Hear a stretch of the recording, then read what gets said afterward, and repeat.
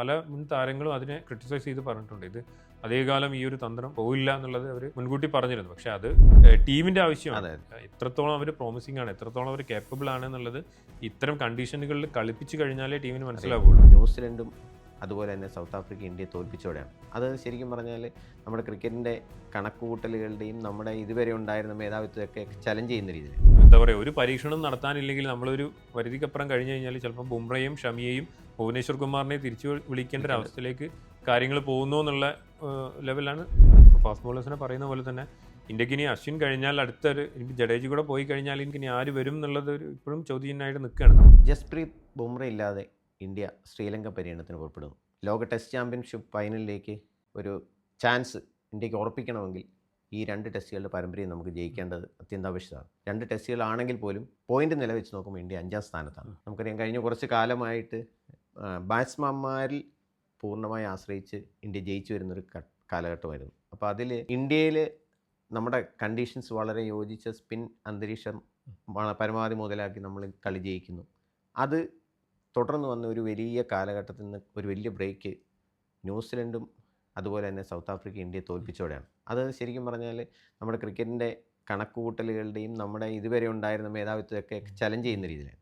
അപ്പോൾ ഇങ്ങനത്തെ ഒരു പ്രത്യേക ഘട്ടത്തിൽ ബുംറ പരിക്കിൽ നിന്ന് തിരിച്ചു വന്ന് നമുക്ക് ടീമിന് ഒരു മുതൽക്കൂട്ടാകുമെന്നും പേസ് അറ്റാക്കിന് നേതൃത്വം കൊടുക്കുന്ന ഘട്ടത്തിൽ ലാസ്റ്റ് നിമിഷമാണ് ബുംറയ്ക്ക് പരിക്കാരണം കളിക്കാൻ പറ്റുന്നത്. അപ്പോൾ അഭിനാദിൻ്റെ ഒരു കാഴ്ചപ്പാടിൽ ഇപ്പം നിലവിലെ സാഹചര്യത്തിൽ സിറാജ് പേസ് അറ്റാക്ക് ലീഡ് ചെയ്യുന്നു. ഈ ബുംറ ഉണ്ടാക്കുന്ന ഒരു ശൂന്യത ബാലൻസ് ചെയ്യാനായിട്ട് ഇപ്പോൾ ഏറ്റവും ഒടുവിൽ ടീമിലേക്ക് ജോയിൻ ചെയ്ത അക്കിബ് നബി ആയാലും എങ്ങനെ കാണുന്നു ഈ ബുംറയുടെ ഒരു വേക്കൻസി ഫിൽ ചെയ്യാനായിട്ട് ഇപ്പം നിലവിലുള്ള പേസ് അറ്റാക്കിന് എങ്ങനെ? ഇപ്പോഴത്തെ ഇന്ത്യൻ ടെസ്റ്റ് ടീമിൻ്റെ ഒരു കണ്ടീഷൻ നോക്കുകയാണെങ്കിൽ ഇപ്പോൾ നമ്മൾ അതായത് ഒരു ടീമിനെയോ അല്ലെങ്കിൽ ഏതെങ്കിലും ടീമുകളെയൊക്കെ നമ്മൾ കമ്പയർ ചെയ്യുകയാണെങ്കിൽ അതിൻ്റെ ഒരു പീക്ക് ടൈം, ആ ടീം നന്നായിട്ട് പെർഫോം ചെയ്ത ഒരു ടൈം നമ്മൾ നോക്കാറുണ്ട്. ഇപ്പോൾ ഇന്ത്യൻ ടെസ്റ്റ് ടീം ഏറ്റവും നന്നായിട്ട് പെർഫോം ചെയ്ത ടൈം എന്ന് പറഞ്ഞാൽ വിരാട് കോഹ്ലിയുടെ ക്യാപ്റ്റൻസിയിലുള്ള ടൈമായിരുന്നു. ആ വിരാട് കോഹ്ലിയുടെ ക്യാപ്റ്റൻസിയിൽ നമ്മൾ നോക്കുകയാണെങ്കിൽ ഇന്ത്യയുടെ എക്കാലത്തും ഇപ്പം നമുക്ക് നമ്മുടെ ചരിത്രം എടുത്ത് നോക്കുകയാണെങ്കിൽ നമുക്ക് കുറേ അതായത് ജവഗൽ ശ്രീനാഥിനെയും വെങ്കടേഷ് പ്രസാദിനെയും കപിൽ ദേവിനെയും സഹീർ ഖാനെയൊക്കെ പോലെ മികച്ച ഫാസ്റ്റ് ബോളേഴ്സിൻ്റെ ഒരു നിര ഉണ്ടായിരുന്നു. പക്ഷേ അവരൊക്കെ ഇങ്ങനെ ഒറ്റപ്പെട്ട് നിൽക്കുന്ന ഒരു നിലയിലായിരുന്നു കാര്യങ്ങൾ. ഇപ്പോൾ 2003 വേൾഡ് കപ്പാണ് നമുക്ക് ഇതിനോട് സപ്പോർട്ട് ചെയ്ത് പറയാനുണ്ടായിരുന്നു. ഇപ്പോൾ ആശിഷ് നായർ ഉണ്ടായിരുന്നു, ജവഗൽ ശ്രീനാഥിൻ്റെ ഒരു ലാസ്റ്റ് പീരീഡ് ആയിരുന്നു അത്. സഹീർ ഖാനും ശ്രീനാഥിനെ സപ്പോർട്ട് ചെയ്ത് സഹീർ ഖാനും ആശിഷ് നായരും ഉണ്ടായിരുന്നു. നമ്മളന്ന് ഫൈനലിലെത്തി ഓസ്ട്രേലിയനോട് ഫൈനലിൽ തോൽക്കാനുണ്ടായത്. പിന്നെ അത് കഴിഞ്ഞിട്ട് നമ്മൾ നോക്കുമ്പോൾ നമുക്ക് ഏറ്റവും മികച്ചൊരു പേസ് നിര ബിൽഡ് ചെയ്ത് വരുന്നത് ശരിക്കും 2016 ശേഷമാണ്. 2016-17 ടൈമിലാണ്. അതായത് MS ധോണിയിൽ നിന്ന് മാറി വിരാട് കോഹ്ലി ഇന്ത്യൻ ക്രിക്കറ്റ് ടീമിൻ്റെ ക്യാപ്റ്റൻ ആവുന്നു. കോഹ്ലിയുടെ നിർബന്ധമായിരുന്നു. അതായത് കോഹ്ലി വന്ന് ഫസ്റ്റ് ഇംപ്ലിമെൻറ്റ് ചെയ്തൊരു സാധനം ഫിറ്റ്നസ് ആയിരുന്നു. ഫിറ്റല്ലാത്തൊരു പ്ലെയർ ടീമിൽ ഉണ്ടാവില്ല എന്നുള്ള അതൊരു കർശനമായിട്ട് പോയ ഒരു സമയത്തായിരുന്നു കോഹ്ലിയുടെ ക്യാപ്റ്റൻസി ഉണ്ടാവുന്നത്. കോഹ്ലി കൃത്യമായിട്ട് അതായത് പേസ് ബോളേഴ്സിനെ സപ്പോർട്ട് ചെയ്ത്, കാരണം നമുക്ക് ഇന്ത്യൻ കണ്ടീഷനിൽ വിജയിക്കാൻ നമുക്ക് ഇപ്പോൾ രവീന്ദ്ര ജഡേജനെ പോലൊരു ഓൾറൗണ്ടർ, അശ്വിനെ പോലത്തെ ഒരു ഓഫ് സ്പിന്നറൊക്കെ മതിയാവും നമുക്ക്.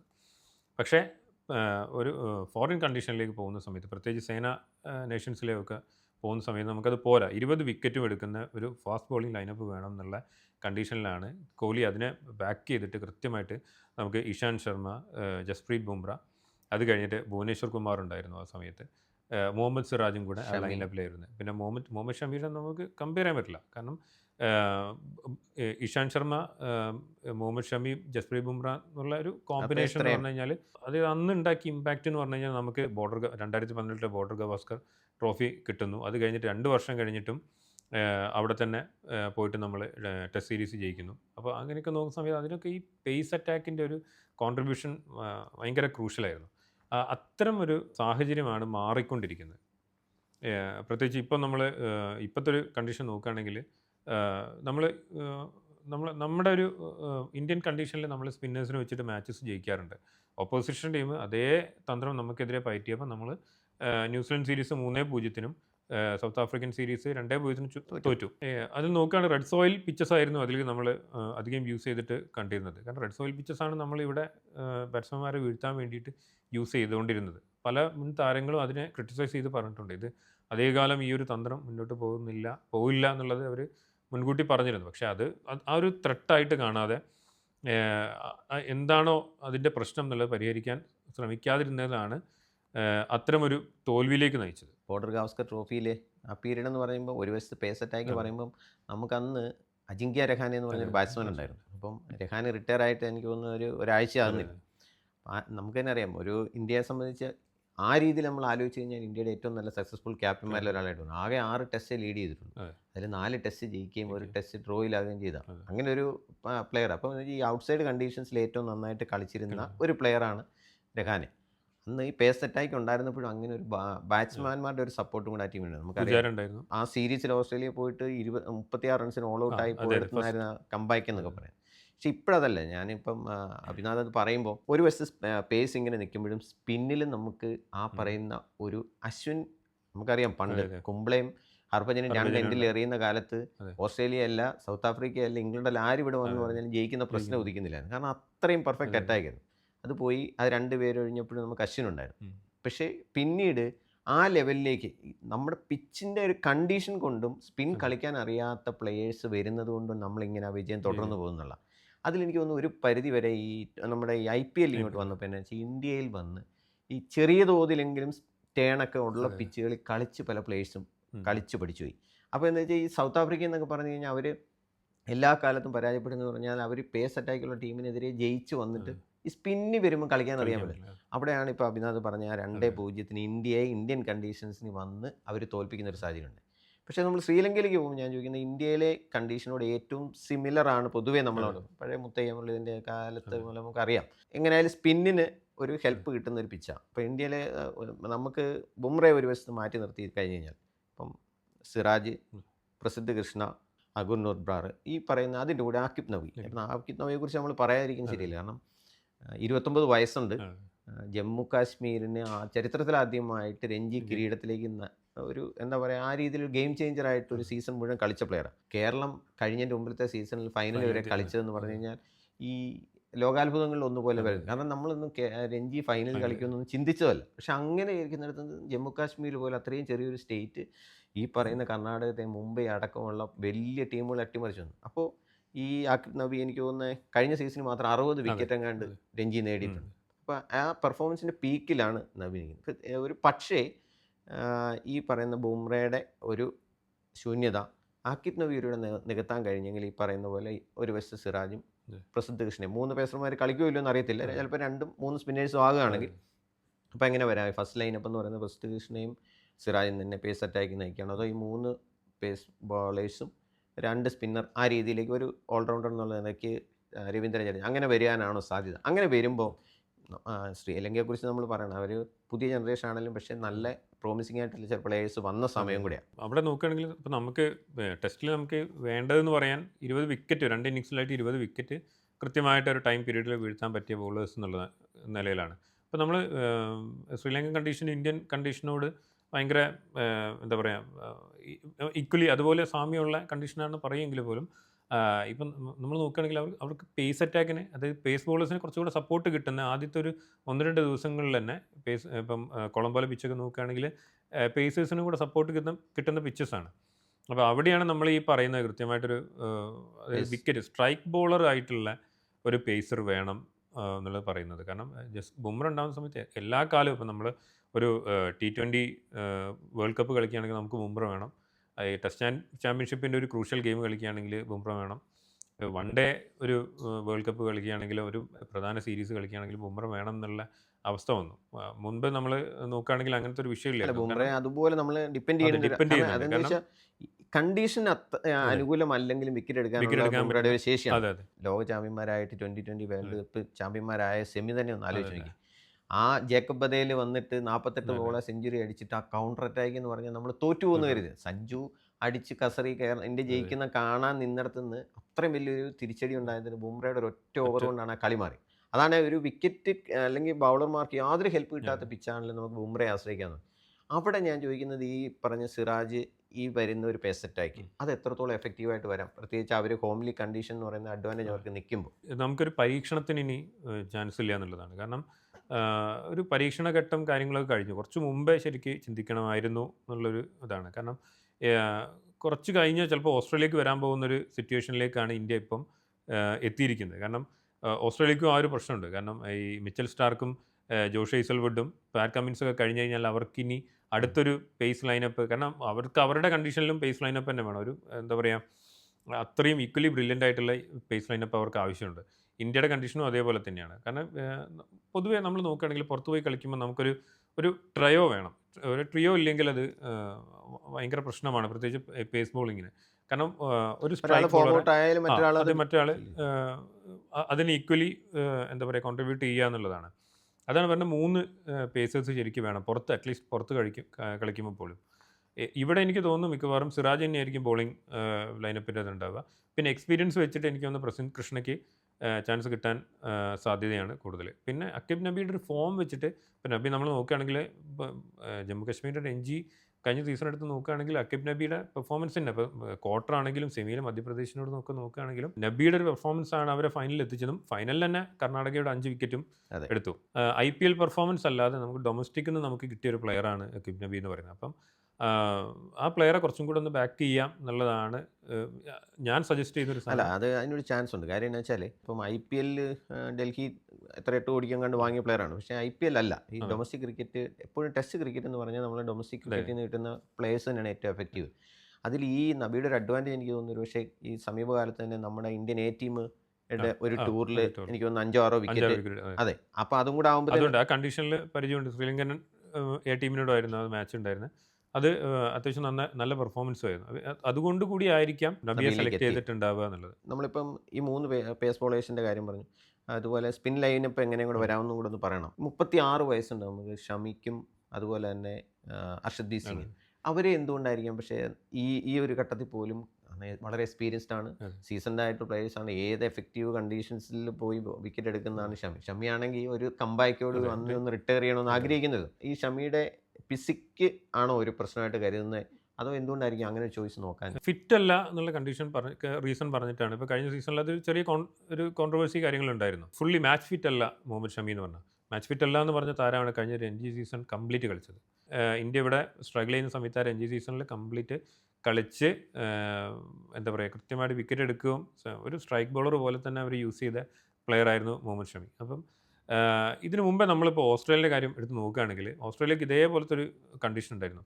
അവരുടെ മെയിൻ പല ബോളേഴ്സും ഇതേമാതിരി ഇഞ്ചേർഡ് ആയിട്ടും ഔട്ട് ഓഫ് ഫോം ആയിട്ടും നിൽക്കുന്ന സമയത്താണ് അവർ തീരെ തഴഞ്ഞ മിച്ചൽ ജോൺസൺ അവർ തിരിച്ചു കൊണ്ടുവരുന്നത്. മിച്ചൽ ജോൺസൺ വലിയ മീശയൊക്കെയായിട്ട് വന്നിട്ട് ആ ഒരു പാകിസ്ഥാൻ സീരീസ് മിച്ചൽ ജോൺസൺ അങ്ങ് എന്താ പറയുക ആ ഒരു ആഷസും അത് കഴിഞ്ഞിട്ട് വന്നിട്ട് പാകിസ്ഥാൻ സീരീസും മിച്ചൽ ജോൺസൻ്റെ ഒരു അശ്വമേധമായിരുന്നു. അതെ. അത് വന്ന് കാരണം എന്താ പറയുക അടക്കി വെച്ച ഫ്രസ്ട്രേഷനൊക്കെ പിച്ചിൽ എറിഞ്ഞു തീർക്കുകയായിരുന്നു ജോൺസൺ എന്ന് ചെയ്തത്. ശരിക്കും ഇന്ത്യക്ക് ഇപ്പോഴും അങ്ങനെ തിരിച്ചു കൊണ്ടുവരാൻ വേണ്ടിയിട്ട് നമുക്ക് മുമ്പുള്ള ബോളേഴ്സ് ഇപ്പോഴും ഉണ്ട്. ഭുവനേശ്വർ കുമാർ കഴിഞ്ഞ IPL സീസണിൽ 26 വിക്കറ്റാണ് ഭുവനേശ്വർ എടുത്തത്. RCBയുടെ കിരീട വിജയത്തിൽ പോലും നിർണായക പങ്കുവഹിച്ച പ്ലെയർ ഭുവനേശ്വറായിരുന്നു. അതായത് ഇപ്പോഴത്തെ കണ്ടീഷനിൽ പോലും ഭുവനേശ്വറിനെ പോലെ ഡെത്ത് ഓവറിലാണെങ്കിലും പവർ പ്ലേ ഓവറിലാണെങ്കിലും IPL കൃത്യമായിട്ട് ലൈനിൽ ലെങ്ത്തും നോക്കി കൃത്യ സ്വിങ്ങോടെ. അപ്പം ഇന്ത്യയുടെ ഏറ്റവും മികച്ച സ്വിംഗ് ബോളറാണ് ഭുവനേശ്വർ കുമാർ. കൈ നോക്കിയിട്ട് ഭുവനേശ്വറിൻ്റെ ഇപ്പം പല ബാറ്റ്സ്മാൻമാരും പറഞ്ഞിട്ടുണ്ട്, നമ്മൾ ആക്ഷൻ നോക്കിയിട്ട് റീഡ് ചെയ്യും. അതായത് ബോളിൻ്റെ ഗ്രിപ്പ് നോക്കിയിട്ട് നമ്മൾ ഇൻസിങ് ഔട്ട്സിങ് റീഡ് ചെയ്യും. അങ്ങനെ പോലും പല സമയത്തും ഭുവനേശ്വറിന് റീഡ് ചെയ്യാൻ പറ്റില്ല എന്നാണ് അല്ല, പറയുക. അതിൽ ഈ ഭുവനേശ്വറിൻ്റെ ഒരു പ്രത്യേകത എന്ന് വെച്ചാൽ അത്രയും പേസ് കുറഞ്ഞ പന്തുകൾ ഇത്ര സമർത്ഥമായി സ്വിങ് ചെയ്യിക്കുന്ന വേറൊരു പ്ലെയർ വളരെ അപൂർവമായിരിക്കും. അപ്പോൾ ഈ എങ്കിൽ പോലും ഞാൻ ചോദിക്കും, നമുക്കിപ്പം ഒരു ശ്രീലങ്കൻ ടൂറിൽ ഒരു 2-0 വിന്ന് നമുക്ക് എത്രത്തോളം അതിനൊരു സാധ്യത ഉണ്ട്? നമുക്ക് എന്തായാലും ബാറ്റിങ്ങിനെ സംബന്ധിച്ച് നിലവിൽ ആശങ്കപ്പെടേണ്ട ഒരു സാഹചര്യം ഇല്ല എന്ന് നമുക്ക് പൊതുവെ. കാരണം അത്രയും പ്രോമിസിങ് ആയിട്ടുള്ള പ്ലേയേഴ്സ് നിൽക്കുകയാണ്. ആരെ കളിപ്പിക്കുക എന്നുള്ള ഒരു ചോയ്സിൻ്റെ പേര് മാത്രമല്ല അവിടെ. അപ്പോൾ ബോളർമാരുടെ കാര്യത്തിലായിരിക്കും നമുക്ക് ഈ ടെസ്റ്റ് പരമ്പര ജയിക്കാനാവുമോ അതോ സമനിലയാണോ സംഭവിക്കുക എന്നുള്ളത്, അല്ലേ? അബീബ് പറഞ്ഞ പോലെ 20 വിക്കറ്റ് നമുക്ക് 2 ടെസ്റ്റിലും എടുക്കണം.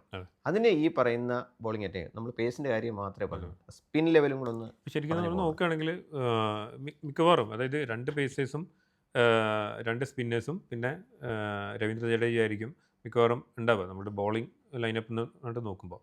അതിലിപ്പോൾ കുൽദീപ് യാദവും മാനവ് സുതാറും കളിക്കും തന്നെയാണ് തോന്നുന്നത്. അപ്പം സുതാറാണെങ്കിലും കഴിഞ്ഞ ഇപ്പോൾ വെസ്റ്റ് ഇൻഡീസ് സീരീസിലൊക്കെ പെർഫോം ചെയ്ത ഒരു സ്പിന്നറും കൂടിയാണ്. പിന്നെ പുതിയൊരു ഫൈൻഡാണ്. അതെ, പുതിയൊരു ഫൈൻഡാണ്. ഇപ്പം നമുക്ക് എന്താ പറയുക അക്ഷറിനെ അങ്ങനെ വേറൊരു കണ്ടീഷനിലേക്കൊന്നും അങ്ങനെ ഇപ്പോൾ ഇന്ത്യയിൽ കളിക്കുന്ന ടെസ്റ്റിലേക്ക് അക്ഷറും ജഡേജയും കൂടെ കളിച്ചിട്ടുള്ള കോമ്പിനേഷനൊക്കെ അത്യാവശ്യം എഫക്റ്റീവ് ആയിട്ടുണ്ട്.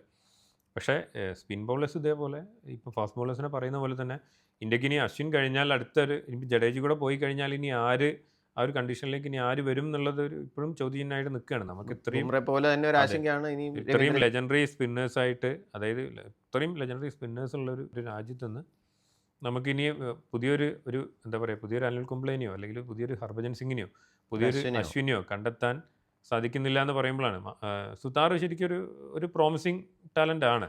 പക്ഷെ നമുക്കത് അത്രത്തോളം അങ്ങോട്ട് എക്സ്പീരിയൻസ് എന്നുള്ള അതെ നിലയിൽ അതെ പറയാനാകുന്നില്ല അതെ എന്നുള്ളത് ഇത് മാത്രമേ ഉള്ളൂ. പക്ഷെ ആ സീരീസ് കൊണ്ട് വരവറിയിച്ചു. അതെ ആ സീരീസോട് വരവറിയിച്ചു. ശരിക്കും എനിക്ക് തോന്നുന്നു കുറച്ചും കൂടെ ടേൺ നമുക്ക് കിട്ടുന്നത് രവി ബിഷ്ണോയിലാണ്. പക്ഷേ ബിഷ്ണോയിനെ എനിക്ക് തോന്നുന്നു ഇന്ത്യ ഒരു T20 ബാക്കപ്പ് എന്നുള്ള ലെവലിൽ മാത്രമാണ് അതിന് മുകളിലേക്ക് കാണുന്നതെന്നുള്ള അതിൻ്റെ ഒരു റെഡ് ബോൾ ക്രിക്കറ്റിലേക്ക് ബിഷ്ണോയിനെ കൊണ്ടുവരുന്ന ലെവലിലുള്ള കാര്യങ്ങളൊന്നും ഇപ്പോൾ കാണുന്നില്ല. പക്ഷേ അത്തരം ഒരു ടീം ബിൽഡ് ചെയ്ത്, അതായത് നമുക്കൊരു ടെസ്റ്റ് സ്പെഷ്യലിസ്റ്റുകളുടെ ഒരു നിര ഉണ്ടായിരുന്നു. അപ്പോൾ നേരത്തെ പറഞ്ഞ പോലെ ഇപ്പോൾ ബാറ്റിംഗ് ആണെങ്കിലും ചേതേശ്വർ പൂജാരിയും അജിങ്ക്യ രഹാനെയും ഉണ്ടായിരുന്നു. ഇപ്പം ടെസ്റ്റിലാണെങ്കിലും നമുക്ക് ഏറ്റവും നല്ല ടെസ്റ്റ് ബോളേഴ്സ് ഉണ്ടായിരുന്നു. ഇഷാന്ത് ശർമ്മ ഉണ്ടായിരുന്നു, ഉമേഷ് യാദവ്. ഇവരുടെ ഈ കോമ്പിനേഷനിൽ നന്നായിട്ട് ബോൾ ചെയ്യുന്ന ഒരു ബോളറായിരുന്നു ഉമേഷ് യാദവ്.